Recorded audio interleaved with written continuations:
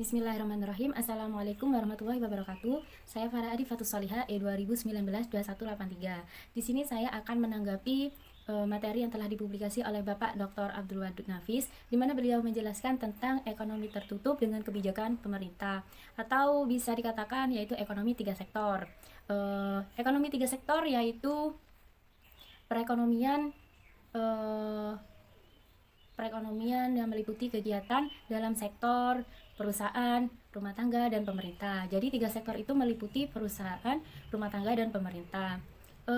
Yang selanjutnya yaitu siklus ekonomi tiga sektor tersebut. Gambar kecilnya seperti ini. Tiga sektor kan ada perusahaan, ada pemerintah, dan rumah tangga. Ketiganya itu pasti melakukan kegiatan pengeluaran dan pendapatan, dimana saya jelaskan satu persatu, yaitu yang pertama pada sektor perusahaan.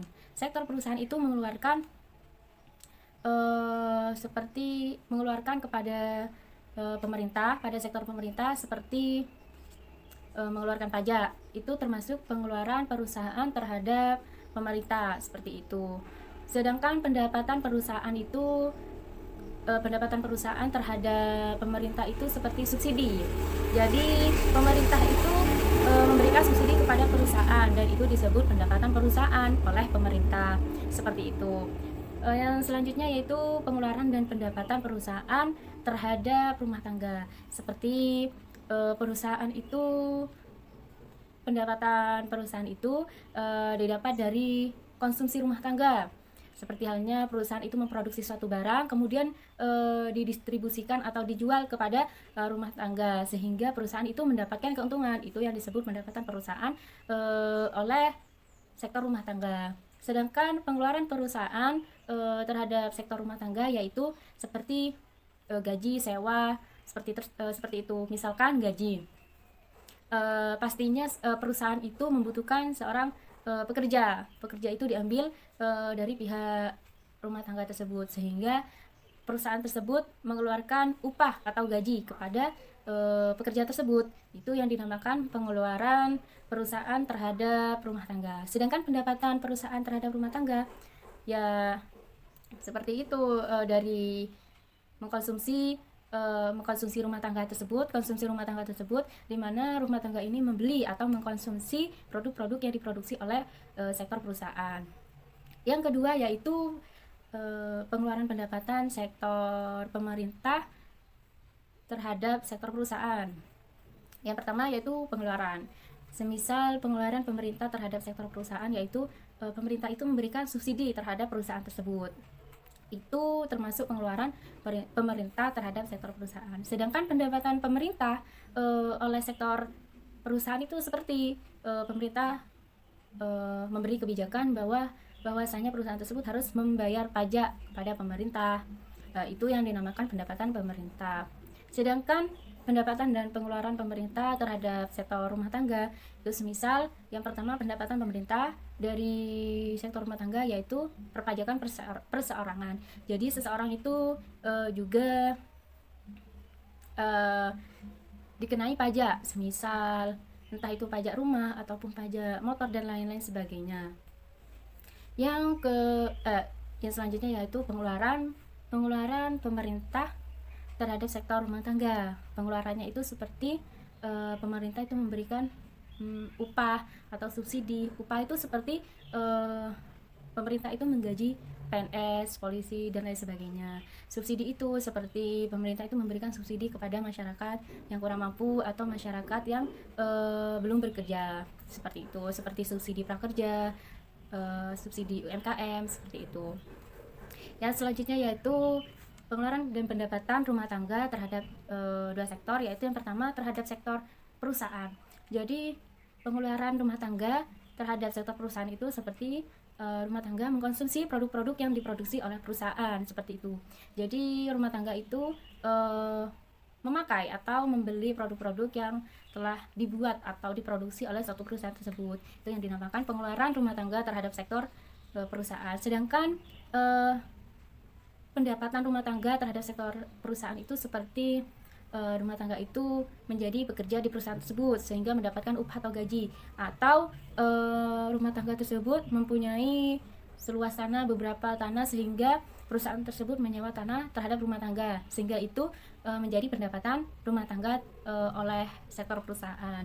Yang kedua yaitu pendapatan dan pengeluaran rumah tangga terhadap sektor pemerintah.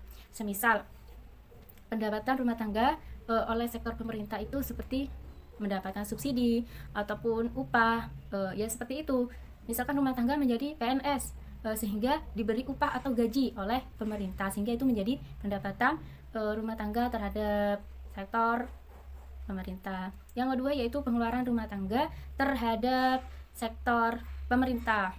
Seperti halnya rumah tangga itu harus mengeluarkan pajak terhadap pemerintah. Entah itu rumah tangga mengeluarkan pajak perseorangan atau pajak keluarga seperti itu. Entah itu memiliki rumah, tanah, benda-benda lain yang dikenai pajak dan lain sebagainya seperti itu. Dan ekonomi tertutup ini dengan kebijakan pemerintah ini hanya meliputi lingkup negara, jadi hanya di dalam negara, tidak meliputi luar negeri. Semisal kelebihan bahan produksi jadi tidak diekspor ke luar negeri, ataupun kekurangan bahan produksi tidak mengimpor dari luar negeri seperti itu. Yang selanjutnya yaitu adanya campur tangan pemerintah itu akan menimbulkan dua perubahan penting. Yang pertama, pungutan pajak yang dilakukan oleh pemerintah atau bersimbol T itu akan menambah pengeluaran agregat bersimbol AE pada sektor industri atau rumah tangga. Yang kedua yaitu pajak yang dilakukan oleh pemerintah itu memungkinkan pemerintah melakukan pembelanjaan dan menaikkan pembelanjaan pemerintah seperti itu.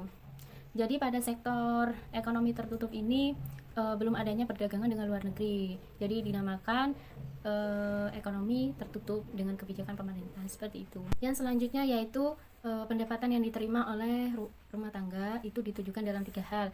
Yang pertama ditabung, yang kedua untuk membayar pajak, dan yang ketiga itu untuk mengkonsumsi. Dan syarat keseimbangan yaitu penawaran agregat atau AS itu harus sama dengan permintaan agregat atau AD. Yang selanjutnya yaitu ada 2 kategori pajak. Yang pertama ada pajak langsung dan yang kedua ada pajak tidak langsung. Pajak langsung itu pajak yang dipungut oleh pemerintah, yang dikumpulkan secara langsung. Jadi dikumpulkan dari orang-orang yang wajib membayar pajak. Sedangkan pajak tidak langsung yaitu pajak yang dipungut tapi dapat dibebankan kepada orang lain.